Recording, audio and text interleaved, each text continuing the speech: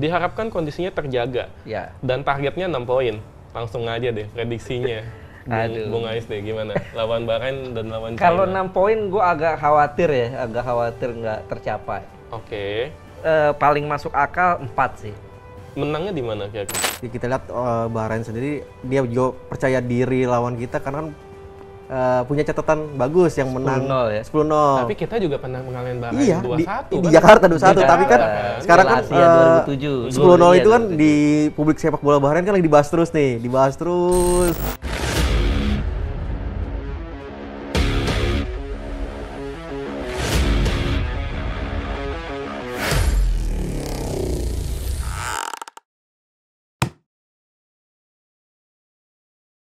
Dua 12 tahun lalu, Timnas Indonesia dibantai 0-10 oleh Bahrain.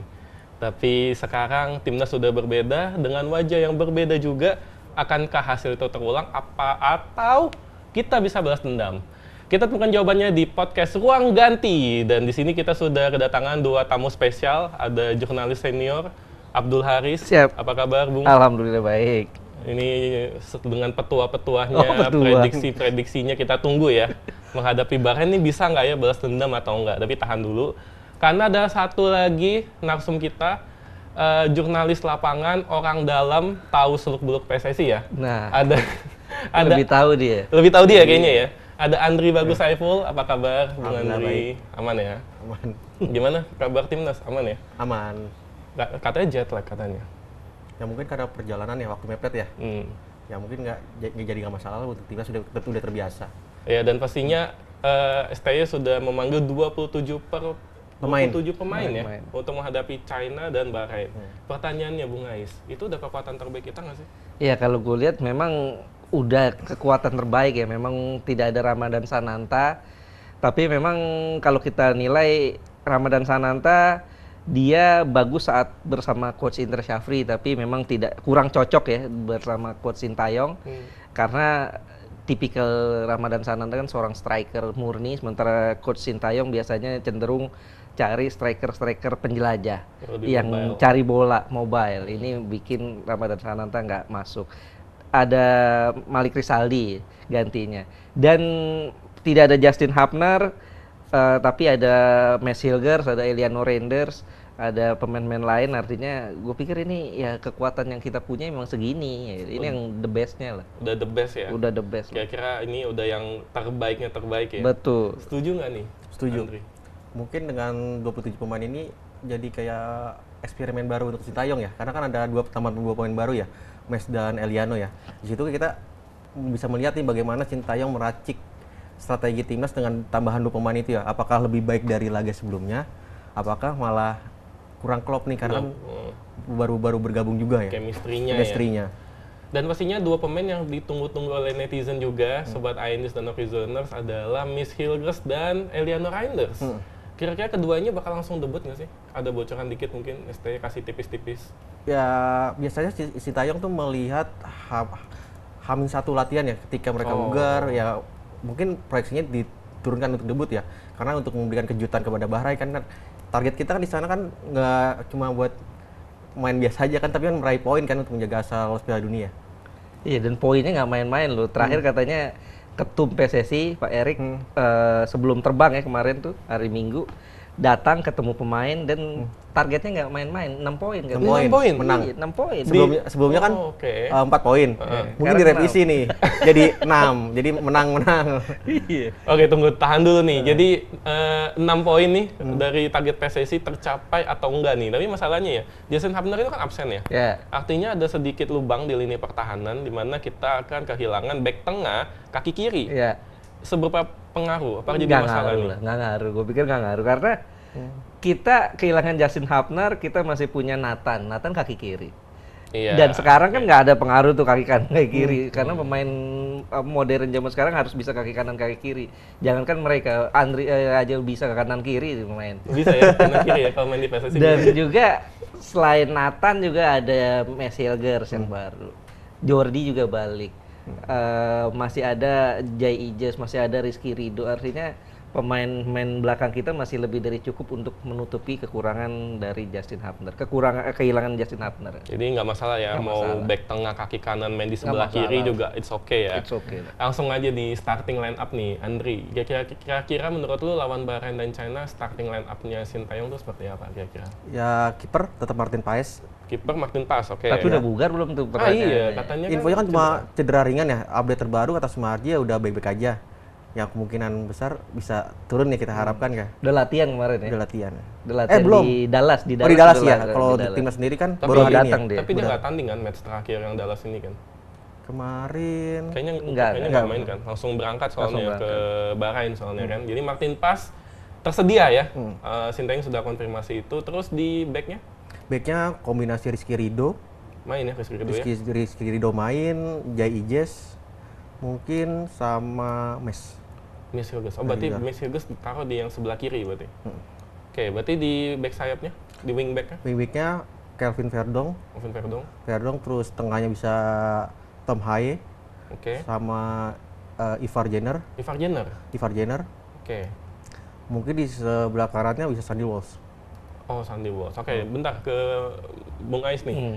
Ini menarik nih, ada netizen yang beranggapan dengan masuknya Jordi Amat, Nah. Jordi Amat bisa menjadi tandemnya dari Tom Haye. Nah Gimana? itu yang bikin Iya gue penasaran. Kalau gue sih sepakat sama Andri, Hmm. tidak memasukkan Jordi di Oh. tiga belakang kita. Oh ya. Karena Jordi memang bagus lah. Secara pengalaman dia paling kaya dibanding pemain-pemain belakang lain. Dia pernah jaga Cristiano Ronaldo, pernah jaga Wayne Rooney, Lionel Messi. Foto-fotonya banyak ya. Foto-fotonya banyak. Tapi dari segi usia dia sudah habis lah. Karena juga belakangan kan dalam 2 tahun terakhir dia main di Malaysia. Ini bikin kondisi kebugarannya, kemudian juga competitiveness-nya ini hilang. Berkurang lah, bukan hilang. Ini yang bisa membuat dia, kita bisa lihat Jordi saat lawan Irak aja kemarin tuh terakhir ya, dia ketinggalan beberapa kali dan akhirnya saat ketinggalan dia harus ngambil cara-cara yang bisa dikira membuat dia sendiri frustrasi, tarik baju apa, akhirnya kartu merah. Gue pikir STY tinggal mempertimbangkan berani nggak dia cadangin Jordi gitu.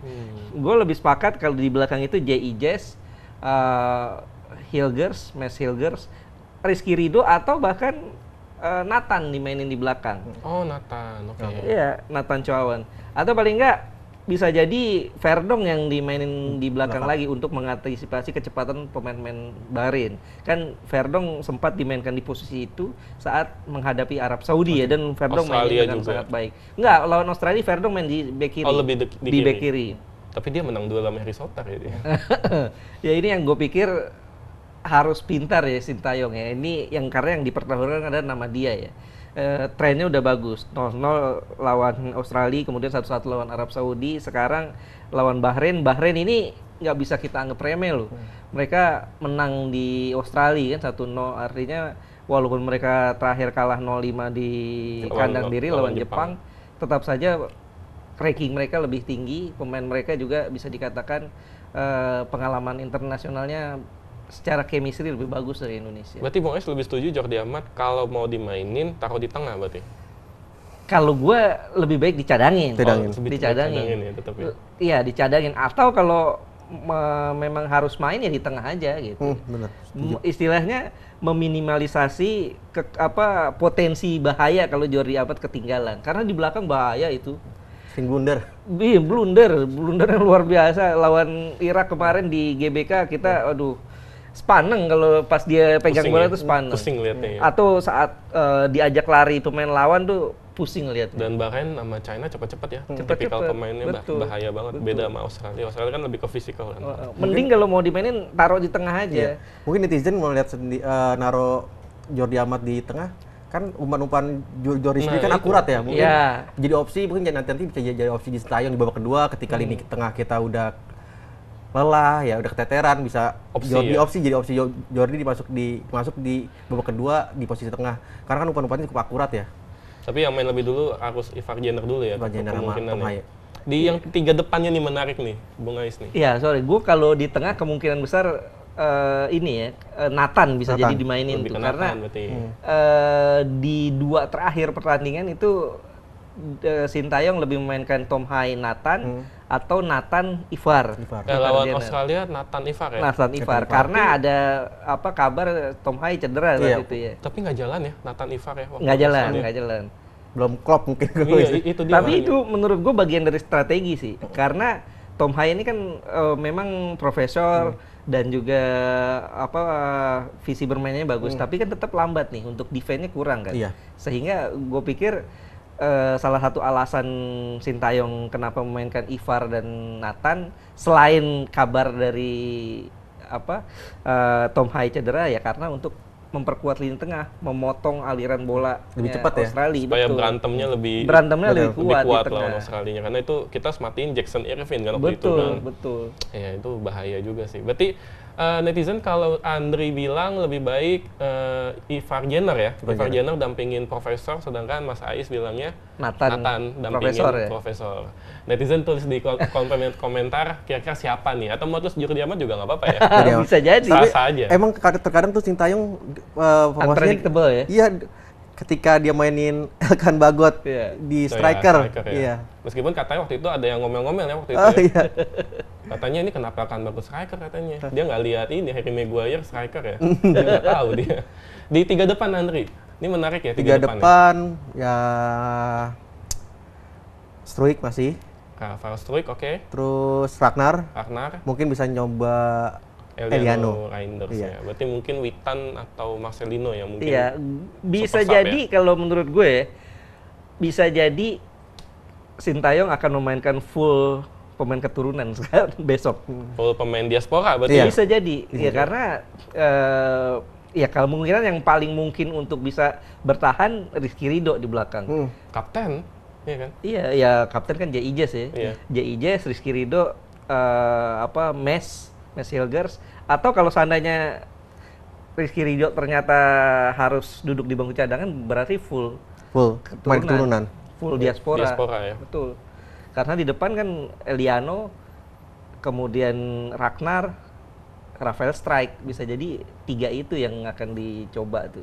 Sebenarnya banyak orang udah tahu lah ya Miss Hilgers itu seperti apa karena nonton waktu dia lawan MU ya. Ya. Dia meskipun habis itu dia sempat di tackle keras segala macam tapi dia masih oke. Nah pertanyaannya Eliano Reinders tuh sebagus apa sih sebenarnya? Dia bisa memberikan dimensi apa untuk lini serang kita? Dia seorang attacking midfielder. Oke. Dan dia ini pemain serba bisa ya, dia bisa sebagai pemain sayap, attacking midfielder posisi aslinya, dan dia juga bisa dimainkan sebagai false nine, sebagai second striker lah bisa dikatakan demikian. Kalau seandainya SDY kurang puas dengan performa Rafael Struijk selama ini, bukan tidak mungkin yang dimainkan di posisi itu Eliano Reinders. Oh, oke. Sementara di kanan bisa jadi Witan ya, tetap Witan juga atau menarik ya. Marcelino. Ini Menarik ya ya. kotak-katik unpredictable-nya STY ya bisa jadi demikian sih. Jadi Anda cukup istimewa ya buat timnas kita kan. Jadi STI punya opsi banyak ketika dia bergabung. Istimewanya karena naturalisasi cepat apa gimana? Ya mungkin bisa main beberapa posisi. Beberapa posisi, oke. Nggak boleh mainin polisi, Posisi Pak. Oh, ya. Jadi ada polisi? Enggak. Jadi itu ya kurang lebih 3 depannya ini bakal, kalau menurut bayangan gue kayak bakal fluid banget ya. Iya. Bakal ada permutasinya kayaknya. Bisa jadi. Iya kan? Iya, karena kalau gue lihat STY ini hampir tidak pernah memainkan striker murni sejak dia ditunjuk pegang tim dari 2020 ya, diperkenalkan Desember 2019. Sejak itu sampai sekarang nggak pernah dia mainin striker murni. Hampir nggak pernah lah bisa dikatakan. Ya paling kalau mentok ya saat Rafael Struijk nggak tampil, Ramadan Sananta ya di U23 ya. Real number 9 ya. Real number 9. Tapi sepanjang itu hampir nggak pernah loh. Tapi ya Dimas Derajat pun juga jadinya mainnya jadi kemana-mana ya. Betul. Jadi modal Karena banget memang ya. Dimas Derajat kan memang dia bisa, kalau di Persikabo dulu ya berapa kali kan sering mainin di posisi sayap. Gitu. Dan itu cukup berhasil ya Dimas Cukup Derajat berhasil. ya. Dan ini jadi masalah adalah ada banyak kendala dan masalah ketika kita ingin menghadapi Bahrain dan China. Andri, sebagai yang di lapangan, kira-kira ada bocoran apa nggak, kendala apa yang dihadapi timnas saat ini? Mungkin kendala ya dari persiapan ya, dari timnas kita sendiri kan berkumpul di Jakarta. Jadi nggak persiapan di Jakarta tapi persiapannya di Arab. di Arab, di Bahrain. Di Bahrain. Di Bahrain sendiri nggak langsung satu tim kumpul karena ada beberapa pemain tuh yang menyusul. Mungkin itu jadi kendala di Sintayong menyiapkan tim ya. Ya, tapi Sumardi sendiri bilang itu manajer timnas bilang itu bukan jadi suatu permasalahan karena aman karena timnas sudah terbiasa ketimbang berkumpul di Jakarta itu lebih melelahkan pemain yang berkarir di Eropa ke Jakarta dulu habis itu ke Bahrain. Lebih efektif ya ketika mereka kumpul di Bahrain. Langsung ya. Semuanya kumpul di sana langsung ya. Tapi ada jet lag nggak sih? Katanya terakhir ada jet lag ya katanya terakhir ya. Ya kalau jet lag sih pasti ya, tapi kan ini jeda waktunya lumayan panjang. Yang jadi permasalahan kan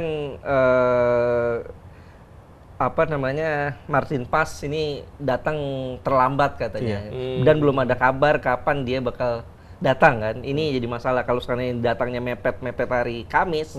Ini bisa dipertanyakan apakah kondisi Martin Paes ini fit betul atau masih jet lag. Ini yang harus diwaspadai oleh Sintayong. Ya bukan nggak mungkin ya tiba-tiba kalau Martin Paes jet lag ya Hernando Ari bisa jadi dimainin. Ya Hernando Ari juga bukan kiper jelek juga. Betul, kita bagus. Kita bisa berharap banyak juga dengan Hernando Ari.